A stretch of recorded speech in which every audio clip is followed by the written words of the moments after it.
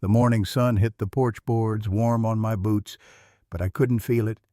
All I could feel was the hollow ache in my chest, watching that big white van block my view of the east pasture. My daughter Darla stood there, phone in one hand, pointing with the other. "The lamp, too?" "Yes, that one," she told the movers, her voice all business. She was dressed for a city boardroom, not a Montana ranch yard. She hadn't even looked at me since she'd said it. "It's for the best, Dad. The home has good reviews." The words just hung in the air between us, like dust motes in a sunbeam. I didn't have any fight left to argue. What was there to say? The law was a tangled mess she'd created, papers I'd signed when I was grieving her mother, not understanding the fine print, so I just stood silent, a statue of myself, as a young man in gloves carried out my old leather suitcase, the one I'd bought for my honeymoon 50 years ago. I watched it disappear into the dark mouth of the van. That was it. My life, packed up and rated for someone else's convenience. But then I turned. I didn't watch them take anything else. I just walked, my steps slow and heavy in the gravel, away from the house, toward the old red barn. The smell of hay and dry wood washed over me, a familiar comfort. Sunlight streamed through the cracks in the boards, cutting the dusty air into golden stripes. I went straight to the back corner, to the rusty tool locker that hadn't held a tool in 20 years. Everyone knew it was jammed shut. Even Darla, when she was a girl, had tried to pry it open once, giving up with a skinned knee. My hands, gnarled and spotted, didn't shake as I pulled the small, cold key from my pocket. The lock turned with a solid clunk. I swung the squealing door open. Inside it wasn't empty. On top lay a pile of greasy old rags, smelling of motor oil and thyme. I pushed them aside. And there it was, a weathered leather tube, the color of old saddle, sealed with a brass cap. I lifted it out. It was heavy, not with weight, but with everything it meant, everything she thought she'd taken, and everything she never knew was here. I held it tight, the cool leather against my palm. This wasn't in the van. This was my last stand, right here in the dust and the quiet. They could take the suitcase, but they couldn't take what was in my hand. Not yet. The smell of old hay and saddle leather. That's the smell of my life. I stood in the center of the barn, the afternoon light cutting through the dust motes in long golden shafts. In my hands was a heavy, sealed tube of PVC. Inside it was everything, the only thing that mattered anymore. My eyes went to the empty stall on the left, Glory's stall, Eleanor's horse. I walked over, my boots quiet on the worn wood, and leaned against the rough timber gate. "She never liked cities, you know," I said to the stillness. My voice sounded too loud in here. "Your mother. Hated the noise, the smell, all those people packed in like cattle." I ran a hand along the top rail, feeling the smooth groove where a lead rope had worn it down over 30 years. We'd go into town for supplies, and she'd be counting the minutes until she saw the gate again. I looked down at the tube. 50 years. Half a century since a younger me, with a strong back and a beautiful laughing woman beside me, handed over every dollar we'd saved for this patch of high desert. We camped right here, where the barn is now, in a canvas tent, drank coffee watching the sun rise over the mesa. We felled the timber for the house ourselves. I can still see her, bandana over her hair, hammering a nail, telling me to hold the darn board steady. After the cancer took her, the silence here was a physical thing, a weight. I wasn't just heartbroken. I was scared. scared of lawyers, of taxes, of some distant cousin or a bad turn of luck, meaning I'd lose the last piece of her. So I went to old man Henderson in town, told him I needed a fortress. He built me one, this trust. He called it my right of habitation for life. Fancy words that mean one simple thing: this is my home until my last breath. No one can sell it, borrow against it, or put me out. Darla. She gets what's left, but only after I'm gone. I gave her the will, sure. But this trust deed? I never showed her. Maybe I should have. But a part of me always remembered Eleanor's quiet fear of losing this place, and I guess I made it my job to make that fear impossible. I tapped the tube against my palm. The original, the only copy that mattered. All of our sweat, our dreams, our love, all of her was in here. Not in the ground up on the hill, but right here in my hands. This was the real deed, the one that promised I could always stay with her, in the only place either of us ever wanted to be. The sound of cardboard boxes being taped shut was like a gunshot in my own kitchen. I stood in the doorway watching my daughter Darla carefully wrap my favorite chipped blue coffee mug in yesterday's newspaper. My mug. In my house. "You don't have to do this, Darla," I said, my voice sounding steadier than I felt. The morning sun through the window felt accusing, highlighting the dust motes dancing where my things used to be. "This is my home." She didn't jump, just let out a long, weary sigh, the kind you give a stubborn child. She finished wrapping the mug and placed it in a box labeled "Kitchen Fragile." "Dad, you fell last month, right there." She pointed a dismissive hand toward the hallway. "The stairs are too much. My family needs the space when we visit. It's time." Time. She made it sound so natural, so inevitable, like a season changing. But my ranch wasn't a season. It was my life. "And the house?" I asked, taking a step closer. The linoleum was cool under my socks. That's when she did it. She looked away, busying herself with rearranging the already perfectly packed box. "We'll manage it. Sell it eventually for the kids' college." Her words hung in the air, but it was her eyes that told the real story. In that brief flicker away from me, I didn't see concern. I didn't see a daughter worried about her old man's brittle hips. I saw the quick, sharp gleam of calculation, the appraisal of square footage, the mental math of land value versus nursing home costs. My home, the place where I'd raised her, where her mother had last laughed, had been reduced in her mind to an asset she was already spending. The back door swung open then, letting in a blast of dry Texas air and two burly movers in matching shirts. "This one ready, ma'am?" one asked, nodding to a stack by the table. "Yes, that goes," Darla said, all business. The mover hefted the top box.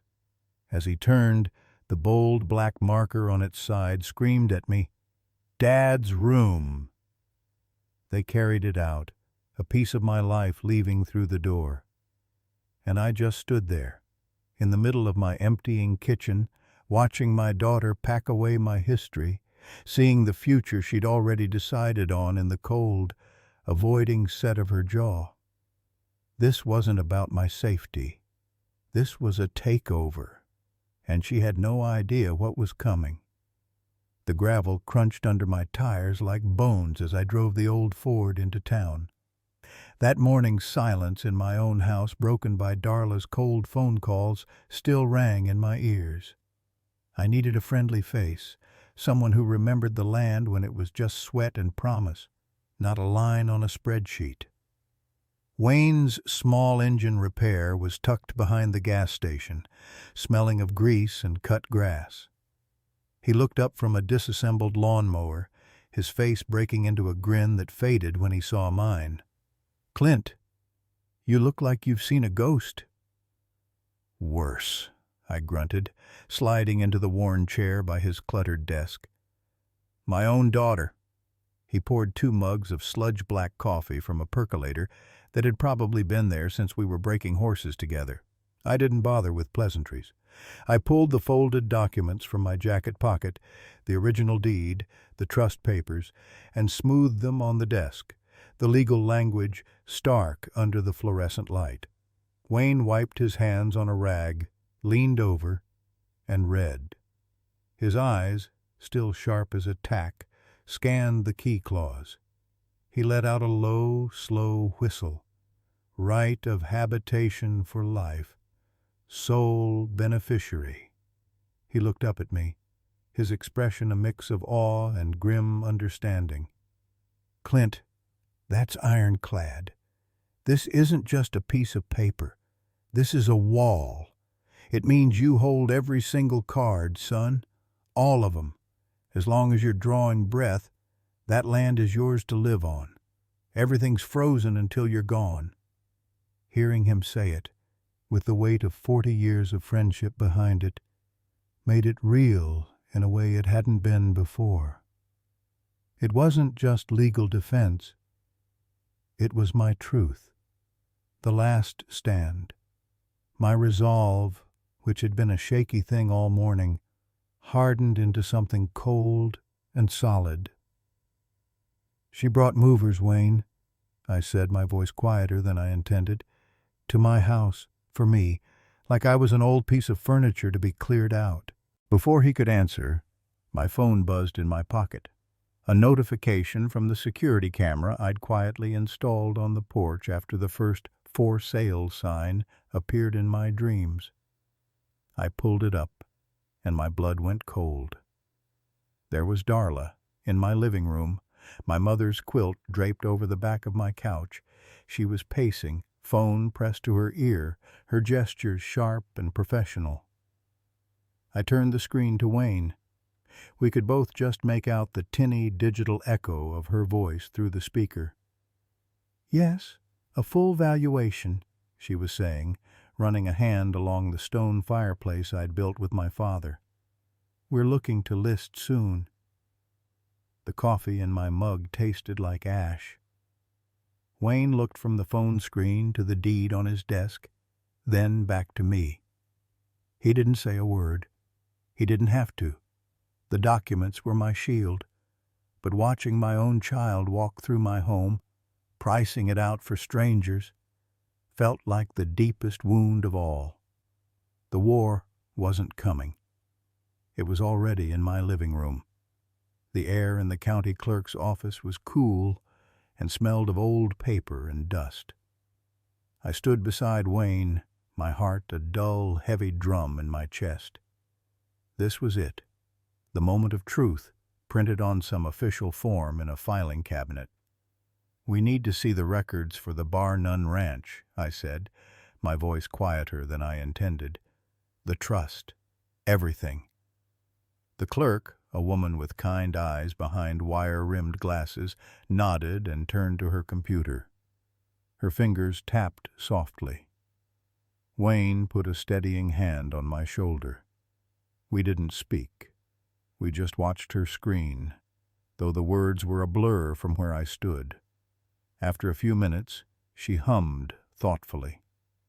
"I'll need to pull the physical file for the full instrument. One moment." She disappeared into a back room lined with towering shelves. Those were the longest minutes of my life. I thought of Eleanor, of her smile the day we signed these papers, her hand over mine. "This is for always, Clint," she'd said. "For your always." The clerk returned with a thick, legal-sized folder. She laid it on the counter and opened it carefully. There it was, the original trust document, and the property deed with a clear notation on the title. "See here," she said, pointing a slender finger to a densely worded paragraph. The right of habitation for life for Clinton James Reeves is recorded right here against the title. It's active and in full force. I leaned in, my eyes straining. What does that mean, in plain English? She smiled faintly. It means the property's frozen, Mr. Reeves. It cannot be sold, mortgaged, or transferred, not while you're living. Any attempt to do so would violate the terms of this trust. Her finger moved down the page. And look here. This line, beneficiary interest of remainder contingent upon settler's death. That means any inheritance rights for anyone else only kick in after you're gone. Until then, it's your home, legally untouchable. A breath I didn't know I was holding rushed out of me. The tight, sickening knot that had been in my gut since Darla first mentioned selling began to loosen. "Can I get copies?" I asked, my voice stronger now. "Certified ones?" "Of course," she said. As she walked to the copier, Wayne squeezed my shoulder. "Told you, boss.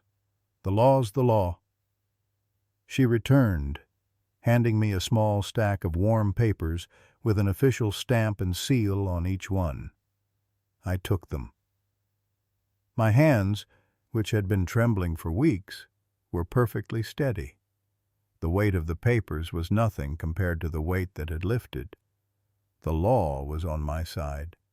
More than that, it was on the side of the promise I'd made to Eleanor, and the one she'd made sure to protect for me. I had the proof in my hands. It was time to go home. I pushed open the front door, the familiar creak now sounding like a warning. The scene in my living room stopped me cold. My couch was shoved against the far wall. Mark, Darla's husband, was directing their 2 teenagers, my grandkids, as they wrestled a heavy bookshelf into place. My books were gone from it. My eyes swept the room. My favorite armchair, the one where I'd read stories to a young Darla, was missing. Through the front window I saw boxes stacked on the porch. "Clint," Mark said, not looking up from the shelf. "There you are. Give us a hand with this, will you? We're just getting settled." I didn't move. I just stood there, the certified copies of the deed and trust from my lawyer feeling like a lead weight in my hand. "What is this?" Mark finally turned, wiping his hands on his jeans. He gave me a thin, patient smile, the kind you give a confused child. "Be reasonable.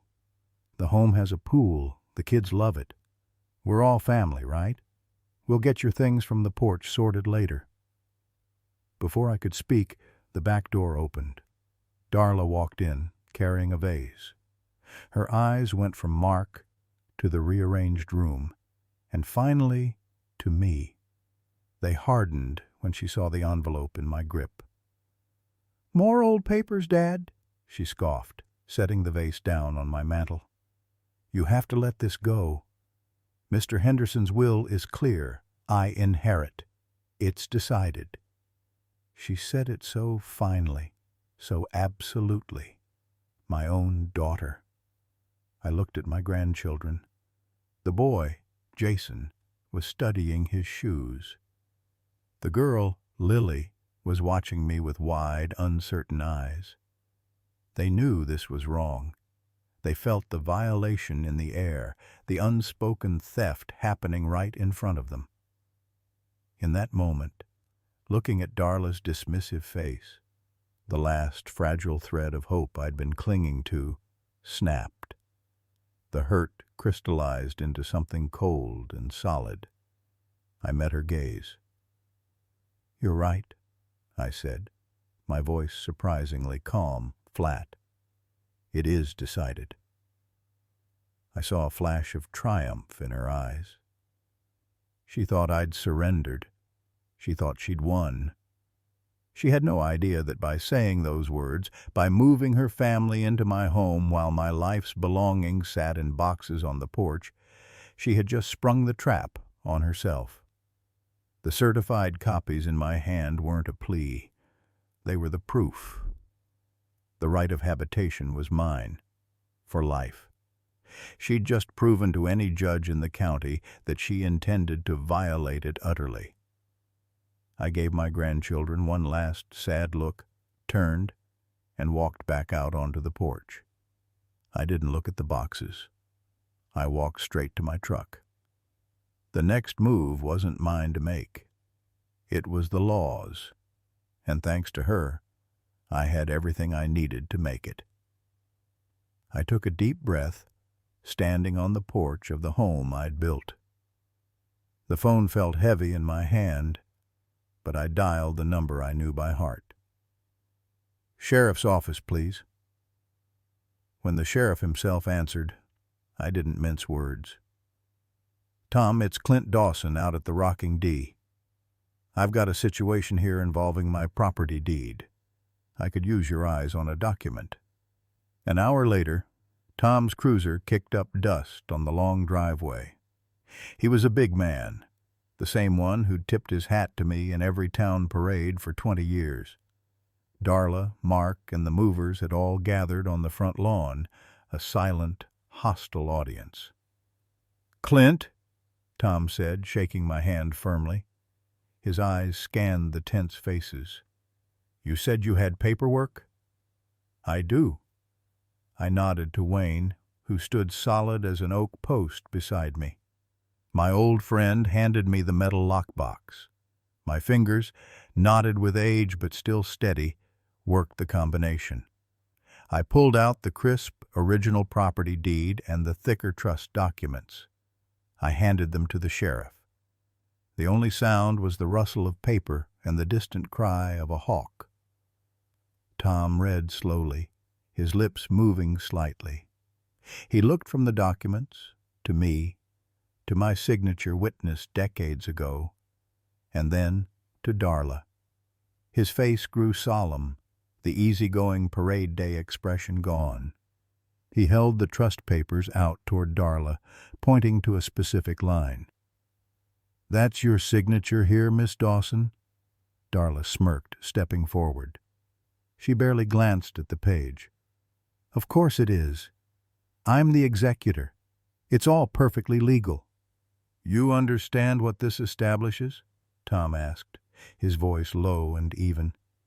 "It establishes that this is my property to manage," she said, that cold confidence returning. Tom shook his head, a single slow motion. He looked at me, and I gave him a slight nod. This was the moment. I reached into my jacket pocket and pulled out the envelopes Wayne and I had prepared that morning. I walked first to Darla, then to Mark, and finally to the head mover. I placed one in each of their hands. "This," I said, my voice carrying across my quiet land, "is a formal written notice, a revocation of license to occupancy. You are all hereby given 24 hours to vacate the premises." Darla stared at the envelope, then let out a sharp, brittle laugh. "You're joking. This is my house." "No," I said, meeting her furious gaze. "It is not. According to the irrevocable trust you signed, I hold the sole right of habitation for life. You have no right to be here. As of this notice, you are trespassing." Her laughter died, replaced by a dawning nervous panic. She looked at the sheriff. "You can't be serious." "He's a confused old man." Sheriff Tom folded the deed and trust documents carefully and handed them back to me. He then took a single, deliberate step forward, positioning himself squarely beside me and Wayne. He didn't say a word. He didn't have to. His stance, his hand resting on his belt, his grave expression. It was all the answer Darla needed. The movers shuffled uncomfortably. Mark looked at the envelope like it was a live snake. And Darla, my daughter, just stood there in the Wyoming sun, finally understanding the weight of the paper she'd signed and the man she'd underestimated. The morning sun felt different on my face as I stood on the porch. It wasn't the warm, forgiving light of yesterday. It was clear and sharp and final. The 24 hours were up. My daughter Darla and her husband Mark were still inside, their rental truck still parked in the drive, a monument to their arrogance. They thought it was a bluff. Then I saw the dust cloud down the long gravel road. Not one cruiser, but two. Sheriff Miller got out, and with him was a deputy, a younger man with a serious set to his jaw. Good. Let there be witnesses. Wayne came to stand just behind my shoulder, a silent, solid presence. The movers I'd hired lingered by their truck, watching. This was the audience. This was the stage. The front door opened and Darla stepped out, Mark behind her. She had that smug, impatient look, the one that said she was humoring a silly old man. "Well, Dad, are we done with this performance?" I didn't answer her. Instead, I held up the folder in my hand, the one I'd pulled from the floor safe before dawn. I opened it, and the breeze tried to snatch the pages. I held firm. "This?" I said, and my voice didn't sound like my own. It was louder, clearer, and it carried across the yard. "This is the original deed and the trust. Your inheritance, Darla." I saw her eyes lock onto it, that hungry gleam. She took a step forward. "But this deed doesn't give you a house," I continued, cutting her off. I tapped the page with my finger. "It gives you a promise that starts after I'm gone. This part here?" I read it, making sure every syllable hit its mark. "Right of habitation for life. That's me. My life. This is my home. Not yours. Not until I'm in the ground." The color began to drain from her face. It was a slow thing, like watching a sunset in reverse. "You tried to put me in a home," I said, the words hanging in the quiet morning. "To get to this early, to get rid of me. So now—" I let the sentence hang, looking from her pale face to the sheriff. "Now you have no home here at all." The reality didn't just dawn on her. It crashed down. Her mouth opened, but no sound came out. The smugness shattered, replaced by a raw, panicked understanding. She hadn't just lost a battle. She'd forfeited the war. Sheriff Miller stepped forward, his hat in his hands. "Ma'am," he said to Darla, his voice respectful but ironclad. "Sir, the lawful occupant has asked you to leave, and your time is up. You need to gather your personal things from inside and go. Now, please, let's do this peacefully." Mark put a hand on her arm, but she shook it off, her eyes burning into mine. But there was no fight left in that look. Only the cold, empty shock of a plan that had just blown up in her face. She finally saw it. The paper in my hand wasn't her future. It was my wall. And she'd just run right into it. The dust from their tires still hangs in the air, a gritty cloud that slowly settles over the long dirt driveway. I watch it, leaning against the porch post, until the very last glimpse of Darla's car and the moving van vanishes behind the distant cottonwoods. The silence that follows isn't just quiet. It's deep and heavy, and all mine. My grandchildren's faces are what stick with me, the confused sadness in their eyes as they looked back at me from the car window. They didn't understand. They just knew they were leaving Grandpa's house again. Darla never turned her head. Not once. Wayne came to stand beside me, the crunch of his boots on the gravel the only sound. He didn't say anything. He just offered me the folded papers, the original deed, the trust documents. The weight of them in my hand felt solid, real. This piece of paper, with its right of habitation for life, typed in clear, unfeeling ink, was what saved my home. It froze everything, just like it was supposed to, until the day I'm gone. She thought she could work around it. She thought she could just move in. The sheriff tipped his hat before he left. "You all right, Clint?" I looked around. The porch was cluttered with my own boxes, the ones Darla and Mark had pulled out of the spare room. Their new, unwanted furniture was gone, loaded back into that van. The house behind me was empty of their voices. It was just a house again. My house. "I will be," I told him, and I meant it. It's a strange victory. There's no cheering, no celebration, just the slow return of the normal sounds, a distant cow, the wind in the old oak by the fence. Her plan didn't just fail. It reversed right back onto her. She came here to displace me, to shove me into some corner of my own life, and now she's the one who had to pack up her whole family and leave, humiliated, in front of a sheriff and her own father. Wayne clapped a hand on my shoulder. "Coffee's still hot inside."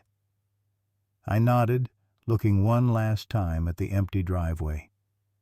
She sought to take the one thing I had left, and in trying, she lost her place here forever.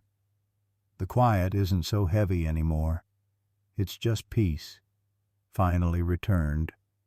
The sun was setting, painting the sky in streaks of orange and purple behind Eleanor's mountains. A week had passed, and I was sitting on my porch, in my own rocking chair.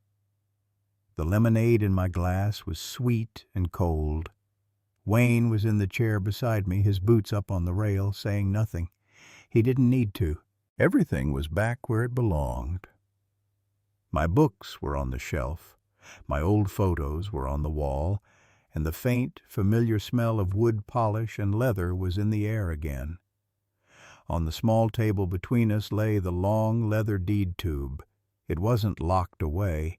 It was just there, a part of the scenery now, like the ashtray or the lantern. The ranch was so quiet you could hear your own heartbeat. The only sounds were the gentle sigh of the wind through the old cottonwood and the low, distant murmur of the cattle settling in for the night. It was a peace so deep it felt like a physical thing, settling over the land and over me like a warm blanket.